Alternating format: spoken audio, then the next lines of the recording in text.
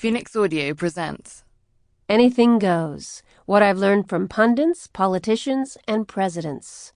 Written by Larry King with Pat Piper. Read by Larry King. Anything Goes. I'm Larry King. Pat Piper wrote it with me. What I've Learned from Pundits, Politicians, and Presidents. Dedicated to Chance, born in 1999, and Cannon, born in 2000. I hope your years will not be a time where anything goes. Introduction.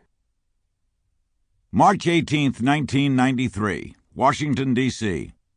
The Radio-Television Correspondents' Dinner is in full swing at the Washington Hilton. It's an annual black tie event where more than 1,000 reporters, producers, editors, news writers, bookers, columnists, anchors, and, of course, talk show hosts gather for dinner with members of Congress, ambassadors, and the President of the United States. It's one of the few evenings of the year where absolutely no serious business is conducted other than establishing a working relationship with those in the offices at the networks and those in the offices the networks cover. This was Bill Clinton's first formal dinner with the Washington media since winning the White House 5 months earlier with 43% of the popular vote.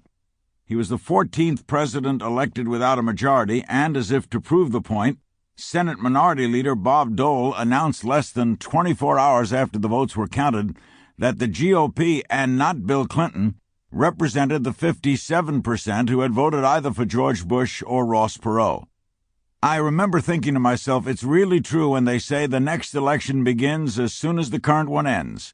And I had one other thought about this fact, a single word. Unfortunately.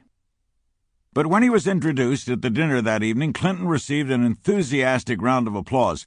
I looked around the huge room, and that's when I noticed something else. Everyone rose to their feet. My take was the people in the room wanted the president to do well. It brought to mind a moment so many years earlier during my late-night radio show when I had this very conversation with a caller. He was going on about how much he despised the then newly elected George Bush, and I said to him, "Don't you want Bush to succeed, and don't you think if he succeeds, then the country will succeed?" The caller said he didn't see it that way, and if George Bush does well, that means the country goes to hell. While many have said what happens in Washington has nothing whatsoever to do with anything happening anywhere else in the country, I think what was occurring in that hotel ballroom was indeed a mirror of America in early 1993. Give the new guy a chance. Even Bob Dole stood during the introduction of the new president and applauded along with everyone else. And I believed he wanted Clinton to do well, if only during this. Sample complete. Ready to continue?